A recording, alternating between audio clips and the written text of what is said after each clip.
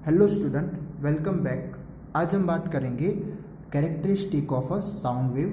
तो हमने कुछ कैरेक्टरिस्टिक प्रीवियस टॉपिक में देख लिया था, जैसे कि वेवलेंथ किसे बोलते हैं, एम्पलीट्यूड, फिर frequency, time period and speed of sound.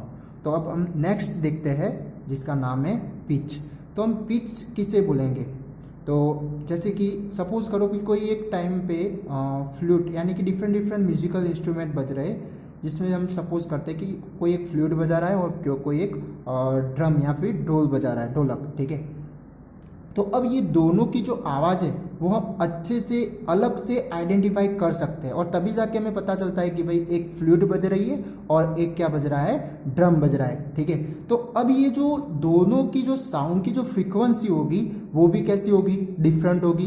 तो अब ये जो डिफरेंट साउंड की जो फ्रीक्वेंसी है वो हमारा ब्रेन अच्छे से इंटरप्रिटेट कर सकता है, ठीक है, या फिर अच्छे से उसे आइडेंटिफाई कर सकता है। तो यही जो कैपेसिटी वाली जो कैरेक्टरिस्टिक है उसे ही क्या बोला जाएगा, पिच बोला जाएगा। ठीक है, तो इसकी डिफरेंस यानी कि उसकी जो डिफाइन है वो कुछ इस तरह से हम लिख सकते हैं कि the brain interprets the frequency of an emitted sound is called pitch. यानी कि हमारा जो ब्रेन है, जैसे कि डोल बज रहा था और उस टाइम शहनाई भी या फिर फ्लूट बज रही थी, ठीक है, तो वो डोल वाली जो फ्रीक्वेंसी है वो भी हमारी ब्रेन इंटरप्रेट कर सकी, और जो शहनाई या फिर फ्लूट जो बज रही थी ना, तो वो फ्लूट की भी फ्रीक्वेंसी को वो इंटरप्रेट्स या फिर आइडेंटिफाई कर सकती है। ठीक है, तो ये जो कैरेक्टरिस्टिक है उसे क्या बोला जाता है, पिच बोला जाता है। और ये जो पिच है वो किसके ऊपर डिपेंड करता है, तो कौन सी कैरेक्टरिस्टिक के ऊपर, तो वो है फ्रीक्वेंसी। ये एक मार्क्स में भी आ सकता है या फिर शॉर्ट क्वेश्चन में आ सकता है कि जो पिच है वो किसके ऊपर डिपेंड करती है, फ्रीक्वेंसी।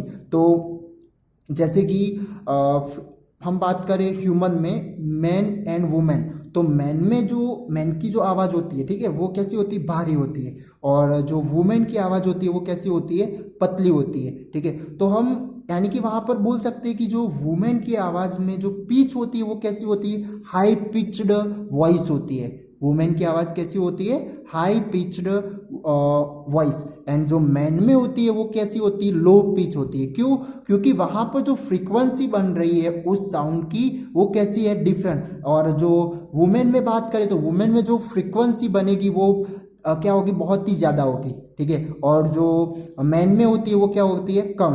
तो इसे हम ग्राफ के रिलेटेड समझना हो तो कुछ इस तरह से समझ सकते हैं कि सपोज अब फ्रीक्वेंसी हम किसे बोलते हैं, तो जो number of oscillation per unit time उसे ही क्या बोला जाता है, फ्रीक्वेंसी बोला जाता है। तो चलो हम ये ग्राफ के अकॉर्डिंग समझते हैं कि किसकी फ्रीक्वेंसी ज़्यादा है, इट मीन्स किसकी फ्रीक्वेंसी ज़्यादा है और किसकी कम है। ठीक है, और उसी के अकॉर्डिंग किसके ऊपर फ्रीक्वेंसी पर कौन डिपेंड करता है, तो पिच डिपेंड करता है। ठीक है, तो हम सपोज कर लेते हैं कि इतना जो टाइम है वो कितना है, 1 सेकेंड का। मान लो कि ये 1 सेकेंड का है, तो इसी के अकॉर्डिंग अब ये इन दोनों का हम सपोज कर लेते हैं कि इतना सा क्या है, 1 सेकेंड का टाइम पीरियड है। ठीक है, अब यहाँ पर आप देख सकते हैं, अब ऑसिलेशन मैंने आपको समझाया था कि एक ऑसिलेशन किसे बोलेंगे, तो आप यहाँ पर देख सकते हैं कि ये एक क्रस्ट और एक ट्रफ, तो यहाँ पर क्या हो जाएगा, एक ऑसिलेशन हो जाएगा, फिर वहाँ से फिर से एक ट्रफ और क्रस्ट, तो एक दूसरा ऑसिलेशन, और यहाँ तक 3 ऑसिलेशन बनेंगे। ठीक है, तो ये जो वेव्स है वो 3 टाइम इस 1 सेकेंड में ऑसिलेट कर रही है, तो इसकी जो फ्रीक्वेंसी होगी वो क्या बन जाएगी, इतने टाइम की, तो 3 हर्ट्ज हो जाएगी। ठीक है, अब इसी तरह हम सेकेंड वेव्स के बारे में बात करते हैं, तो यहाँ पर कितने ऑसिलेशन हो गए, तो ये वाला यहाँ तक 1 हो जाएगा, फिर ये 2 हो जाएगा, ठीक है, फिर ये 3 ऑसिलेशन हो जाएगा, फिर ये 4th वाला ऑसिलेशन, ये 5th वाला ऑसिलेशन। ठीक है, तो आप देख सकते हैं कि जो सेकेंड वाली जो वेव्स है उसमें कितने ऑसिलेशन हुए, 5। ठीक है, तो इसकी जो फ्रीक्वेंसी बनेगी वो कितनी बनेगी, 5 हर्ट्ज। ठीक है, तो अब यहाँ पर जो फ्रीक्वेंसी के ऊपर पिच डिपेंड करती है, तो अब आपको ये याद रखना है कि जो पिच होती है यानी कि जितनी फ्रीक्वेंसी ज्यादा होगी उतनी ही हमें पिच कैसी मिलने वाली है, हाई मिलने वाली है, ठीक है। तो फ्रीक्वेंसी जितनी ज़्यादा तो पिच इतनी कैसी होगी, हाई पिच्ड साउंड हमें सुनने को मिलेगा। और वो आवाज़ कैसा होगा, बहुत ही पतला यानी कि श्रिल होगा, ठीक है। कैसा होगा, श्रिल होगा, ओके। और जो फ्रीक्वेंसी जब लो होगी, यानी कि आप यहाँ पर समझ सकते हैं कि मैंने यहाँ पर हाई पिच्ड साउंड लिखा है, तो क्यों, क्योंकि यहाँ पर आपने 1 सेकेंड में हम देखें तो यहाँ पर नंबर ऑफ ऑसिलेशन या फिर फ्रीक्वेंसी कितनी है, ज़्यादा है, किसके कंपेयर, फर्स्ट ग्राफ के या फिर फर्स्ट वेव्स के कंपेयर। तो इसकी वजह से ये हाई पिच्ड साउंड का साउंड वेव्स हो जाएगी, और ये कौन सा साउंड वेव्स हो जाएगा, लो पिच्ड साउंड वेव्स हो जाएगी, ठीक है। तो यहाँ पर जो पिच है वो किसके ऊपर डिपेंड करती है, फ्रीक्वेंसी के ऊपर। और इसी तरह जो कम फ्रीक्वेंसी होगी तो पिच भी कैसी होगी, कम होगी, ठीक है। और इसी की वजह से आवाज कैसा होगा, भारी होगा, ठीक है, लाइक अ मैन। तो इसके ऊपर से हम बोल सकते हैं कि जो पिच है, पिच फ्रीक्वेंसी के ऊपर डायरेक्टली प्रोपोर्शनल होती है, ठीक है। Frequency directly proportional to pitch directly proportional to frequency, ठीक है। तो ये बात थी यहाँ पर पिच के बारे में। तो जो स्पैरो है, ठीक है, तो वो जब तो आपने स्पैरो की आवाज़ सुनी होगी, ठीक है। तो स्पैरो की आवाज़ में भी क्या होता है, बहुत ही पतला होता है, ठीक है। तो इसकी वजह से वहाँ पर उसकी जो पिच होती है वो भी कैसी होती है, पतली, यानी कि पिच कैसी होगी, हाई होगी, ठीक है। इसकी वजह से उसकी आवाज़ कैसी सुनने को मिलेगी हमें, श्रिल। और जो रोअरिंग ऑफ लायन, तो उसकी जो पिच होती है वो कैसी होती है, लो पिच्ड साउंड होगा। कैसा होगा वो, लो पिच्ड साउंड, क्योंकि उसकी आवाज भारी है, ठीक है। तो भारी आवाज क्या हो सकती है, बहुत दूर तक जा सकती है, ठीक है। बट उसकी जो पिच होती है वो कैसी होती है, लो होती है। इट मीन्स फ्रीक्वेंसी उसकी कम होती है, किसके कंपेयर, हाई पिच्ड साउंड के कंपेयर, ठीक है। अब हम बात करते हैं लाउडनेस। तो लाउडनेस जो है वो किसके ऊपर डिपेंड करता है, तो वो होगा एम्पलीट्यूड। किसके ऊपर, एम्पलीट्यूड। यानी कि हम कोई, जैसे कि एक एग्जांपल लेते हैं, टेबल। तो टेबल पर हम कोई चीज़ को ऐसे लाइटली स्ट्राइक करेंगे तो उस टाइम जो हमें आवाज़ सुनाई देगी वो क्या होगी, कम होगी, ठीक है। और जब हम थोड़ा उसे फोर्सली स्ट्राइक करेंगे तो उस टाइम हमें आवाज़ कैसे सुनाई देगी, ज़्यादा सुनाई देगी। तो ये जो डिफरेंस है उसे क्या बोला जाता है, लाउडनेस, ठीक है। तो अब वहाँ पर जो हम एनर्जी या फिर जो लो एनर्जी वाली जो साउंड होगी वो कैसी होगी, सॉफ्ट होगी, यानी कि हमें धीमे सुनाई देगी, ठीक है। और जो हाई एनर्जी वाली जो साउंड होगी वो कैसी होगी, हमें ज़्यादा अच्छे से, यानी कि ज़्यादा लाउडली सुनाई देगी। जैसे कि कोई पर्सन बहुत ही दूर खड़ा है तो हम क्या करते हैं, लाउडली उसे बुलाते हैं, ठीक है, तभी जाके वो सुन सकेगा। तो उस टाइम हमारी जो एनर्जी है साउंड की वो भी उस टाइम ज़्यादा हम प्रोड्यूस कर रहे हैं, ठीक है। तो इसकी वजह से जो लाउडनेस है वो क्या हो जाएगी, बढ़ जाएगी, ओके। तो वो कैसी आवाज़ हो जाएगी, लाउडर साउंड हो जाएगा, ठीक है। और जब हम नॉर्मली बात करते हैं तो उस टाइम जो आवाज़ होगी वो कैसी होगी, हमारी सॉफ्ट साउंड होगी, ठीक है। तो ये जो लाउडनेस है वो किसके ऊपर डिपेंड करता है, एम्पलीट्यूड के ऊपर। अब हमने एम्पलीट्यूड के बारे में समझ लिया था कि एम्पलीट्यूड किसे बोलते हैं, तो जो भी वेव्स है, ठीक है, तो उस वेव्स की जो जो एवरेज लाइन है, ठीक है, उससे मिडल से लेकर जो हाई, यानी कि कितना वो वेव्स हाईली मूव होता है, ठीक है, उसके बीच का जो डिस्टेंस है उस डिस्टेंस को हम क्या बोलेंगे, एम्पलीट्यूड। तो यहाँ पर भी ये जो लाउडनेस और एम्पलीट्यूड वो भी एक दूसरे से क्या है, डायरेक्टली प्रोपोर्शनल है। जितना ज़्यादा एम्पलीट्यूड होगा उतना हमें ज़्यादा लाउडनेस वाली साउंड सुनाई देगी, ठीक है। तो देखते हैं कि loudness is measured of the sound energy reaching the year पर सेकेंड, ठीक है। तो आप लाउडनेस के बारे में इस तरह से मीनिंग उसका लिख सकते हैं। अब जितना, यानी कि the greater amplitude of sound wave the greater is the energy, यानी जितना ज़्यादा एम्पलीट्यूड होगा तो वहाँ पर एनर्जी भी क्या होगी, ज़्यादा प्रोड्यूस हो रही है या फिर वहाँ पर एनर्जी ज़्यादा यूज हो रही है, ठीक है। तो अब उस टाइम जो साउंड जो प्रोड्यूस होगा वो कैसा होगा, लाउडर होगा। अब इसके कंपेयर ऑपोजिट की शॉर्टर एम्पलीट्यूड या फिर शॉर्ट एम्पलीट्यूड, तो वहां पर एनर्जी भी लेस और आवाज कैसा होगा, सॉफ्ट साउंड होगा, ठीक है। और अब यही दोनों हम ग्राफ के रिलेटेड भी समझ सकते हैं, जैसे कि आप यहाँ पर दो ग्राफ वेव्स देख सकते हैं। तो यहाँ पर आप एक्स एक्सिस पर टाइम और यहाँ पर वेव डिस्टर्बेंस यानी कि जो डेंसिटी और उसकी प्रेशर है जो टाइम के अकॉर्डिंग क्या होती रहेगी, इंक्रीज डिक्रीज होती रहेगी, ठीक है।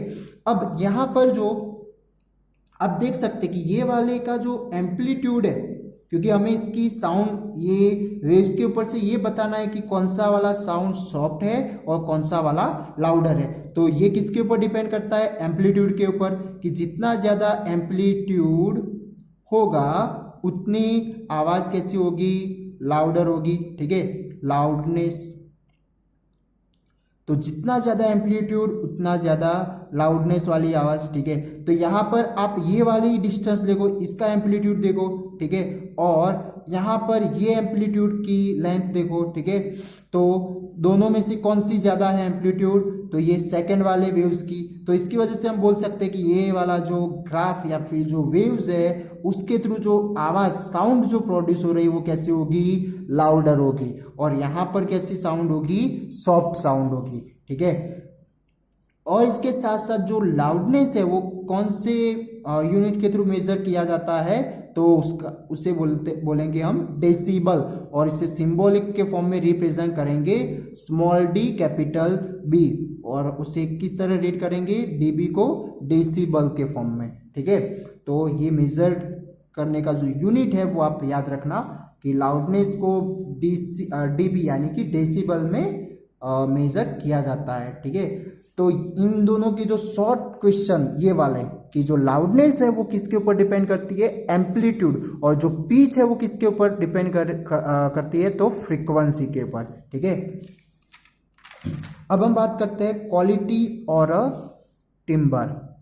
तो क्वालिटी यानी कि जो डिफरेंट तरह के हमारे सराउंडिंग जो साउंड सुनाई देती है, ठीक है, जो साउंड की डिफरेंट क्वालिटी, उससे ही क्या बोला है, क्वालिटी या फिर टिम्बर हम बोलेंगे, ठीक है।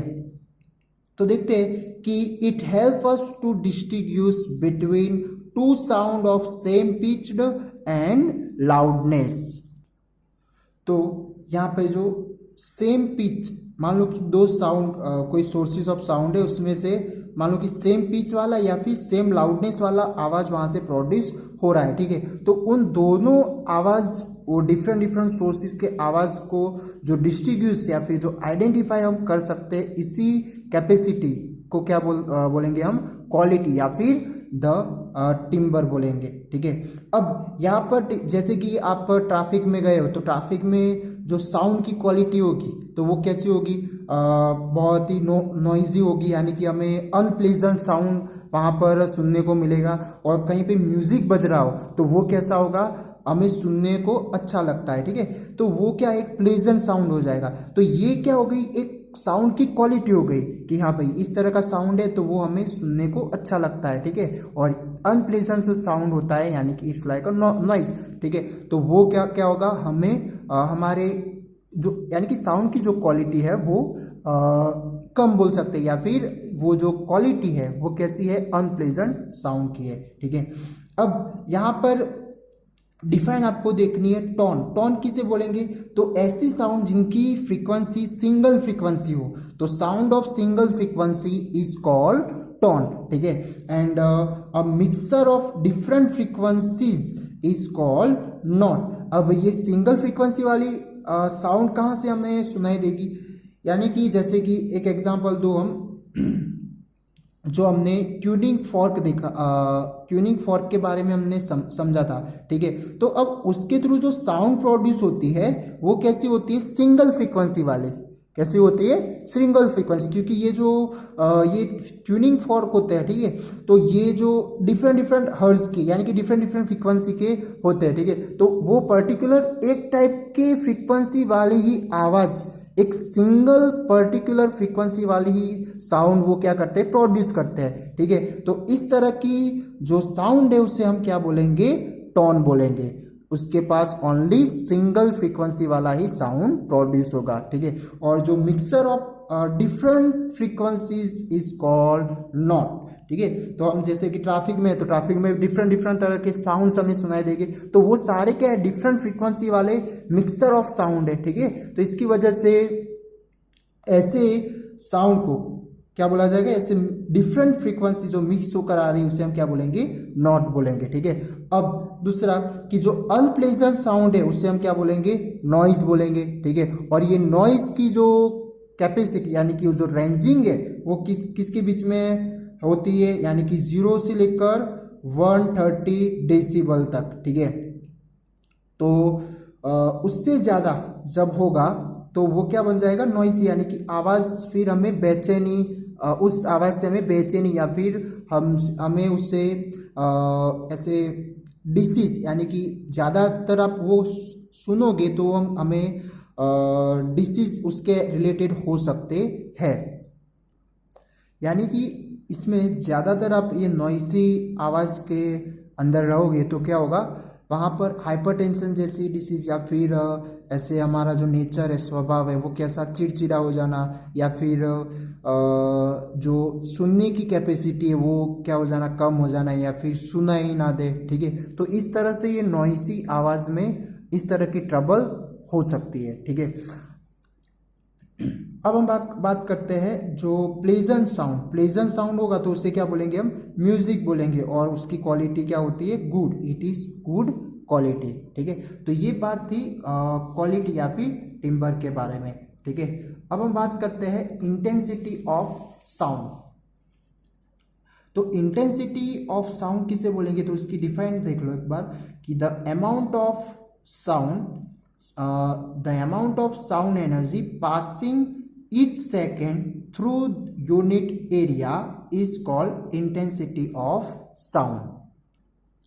यानी कि मान लो कि कोई पर्टिकुलर ये एरिया है, ठीक है, और कोई साउंड का सोर्स है और वहाँ से मान लो कि 1 मीटर स्क्वायर का ये एरिया है, तो अब उसमें से पर सेकेंड कितनी एनर्जी, साउंड एनर्जी पास हो रही है। ठीक है, या फिर अमाउंट ऑफ साउंड एनर्जी, उससे ही क्या बोला जाएगा, द इंटेंसिटी ऑफ साउंड। ठीक है, तो ये एक टाइप की फिजिकल क्वांटिटी हो जाएगी। क्या, एक फिजिकल क्वांटिटी जो साउंड में से एक सेम, यानी कि एक एग्जांपल दूं मैं, एक्चुअली ये इंटेंसिटी और जो लाउडनेस है वो दोनों एक जैसे वर्ड हमें समझने को समझते होगे, बट ये दोनों क्या है, डिफरेंट है। कौन सा वाला, लाउडनेस और इंटेंसिटी।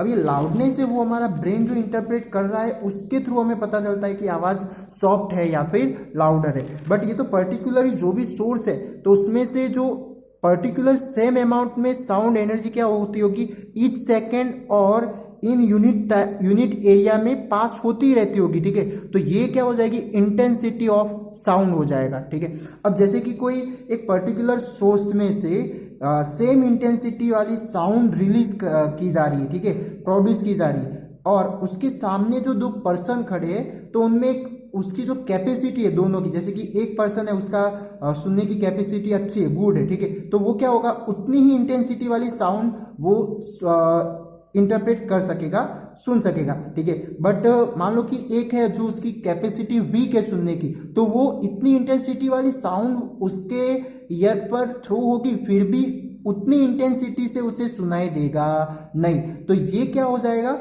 वो उन दोनों की लाउडनेस किसके ऊपर डिपेंड करेगी, उनके ब्रेन के ऊपर, क्योंकि जिस तरह का उनका जो ईयर है वो जो साउंड रिलीज करके ब्रेन पर सप्लाई कर रहा है उसी के अकॉर्डिंग उनके अंदर लाउडनेस के बारे में पता चलेगा। ठीक है, तो वो जो कम सुनने वाला वीक साउंड जो सुनने वाला पर्सन था तो उसे कम इंटेंसिटी वाली सुनाई देगी, और जो लाउडनेस यानी कि उसकी जो कैपेसिटी वो अच्छी है सुनने की फर्स्ट पर्सन की, तो वो क्या हो जाएगा, वो इतनी इंटेंसिटी वाली साउंड सुन सकता है। तो मेरा कहने का मतलब ये था कि जो इंटेंसिटी और जो लाउडनेस है वो दोनों क्या होते हैं, डिफरेंट वर्ड है। ठीक है, इंटेंसिटी एक फिजिकल क्वांटिटी, ठीक है, और ये पर्टिकुलर एरिया और टाइम के रिलेटेड, और ये जो लाउडनेस है वो हमारे ब्रेन के थ्रू वो हम आइडेंटिफाई या मेजर करेंगे, ठीक है। हमारी सुनने की कैपेसिटी अच्छी होगी तो वो अच्छा लाउडनेस वाला आवाज होगा तो उस उतना ही हमें सुनाई देगा, या फिर हमारी कैपेसिटी वीक है तो फिर जितना भी ज्यादा लाउडनेस वाला होगा फिर भी हमें वीक कैपेसिटी वाले ही साउंड सुनने को मिलेगी, ठीक है। अब इसके साथ साथ इसका एक डिफरेंस लेना हो तो आप उसके यूनिट ले सकते हैं। जैसे कि यहाँ पर जो ऐसा यूनिट है उसका क्या बनता है, वॉट मीटर स्क्वायर, यानी कि इसका एक पर्टिकुलर पहले फॉर्मूला हो जाएगा क्या कि इंटेंसिटी ऑफ साउंड, तो उसका क्या हो जाएगा, sound energy upon area into time, और जो इंटेंसिटी को रिप्रेजेंट किया जाता है कैपिटल आई से, तो capital I is equal to E upon A into T. तो आप नॉर्मली इसे सिंबॉलिक फॉर्म में फॉर्मूला बनाना हो तो आप इस तरह से बना सकते हैं कि एरिया का ए हो जाएगा, टाइम का स्मॉल टी, साउंड एनर्जी का हमने ले लिया ई ले लिया, ठीक है। अब यहाँ पर ये जो डब्ल्यू है, डब्ल्यू को क्या बोलेंगे, वॉट बोलेंगे। अब ये जो वॉट है वो पावर का ऐसा यूनिट है, किसका यूनिट है, पावर का ऐसा यूनिट है, ठीक है। अब ये जो पावर यानी कि पावर की फॉर्मूला क्या होती है, तो P is equal to E by T होती है, ठीक है। पावर की फॉर्मूला क्या हो जाएगी, एनर्जी बाय टाइम, ठीक है।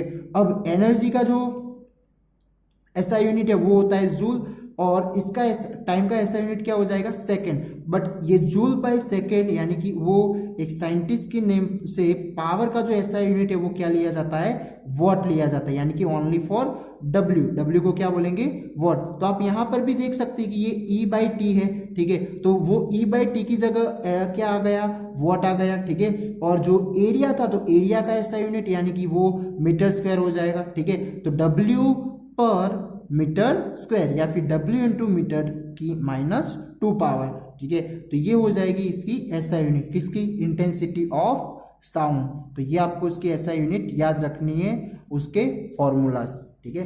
तो ये बात थी जो कैरेक्टरिस्टिक ऑफ साउंड वेव। आज हमने कौन से पढ़े, पिच जो फ्रीक्वेंसी के ऊपर डिपेंड करता है, लाउडनेस जो एम्पलीट्यूड के ऊपर डिपेंड करता है, दोनों एक दूसरे से डायरेक्टली प्रोपोर्शनल होते हैं, फ्रीक्वेंसी के डायरेक्टली प्रोपोर्शनल पिच होगा, एम्पलीट्यूड लाउडनेस भी एम्पलीट्यूड के डायरेक्टली प्रोपोर्शनल होता है, ठीक है। फिर हमने बात की क्वालिटी ऑफ साउंड के बारे में, तो कुछ साउंड में सिंगल फ्रीक्वेंसी वाले को टोन बोला जाएगा, मिक्सचर ऑफ डिफरेंट फ्रीक्वेंसीज को बोलेंगे नॉट्स, फिर अनप्लेजेंट साउंड होगा तो उसे नॉइज बोलेंगे। उसकी जो रेंजिंग है वो क्या होगी, 0 डेसिबल से 130 डेसिबल तक, ठीक है। और जो प्लेजेंट साउंड है उसे हम क्या बोलेंगे, म्यूजिक बोलेंगे, ठीक है। जो सुनने में उसकी क्वालिटी क्या होगी, गुड क्वालिटी। और इंटेंसिटी ऑफ साउंड, तो वो पर्टिकुलर सोर्सेज ऑफ साउंड में से कितनी लाउडनेस वाली या फिर कितनी इंटेंसिटी से वो साउंड प्रोड्यूस की जा रही है, तो उसकी वजह से ये एक फिजिकल क्वांटिटी हो जाएगी और इसका फॉर्मूला होगा sound energy upon area into time हो जाएगा, ठीक है। और उसका ऐसा यूनिट हो जाएगा वॉट पर मीटर स्क्वायर, ठीक है। Thank you.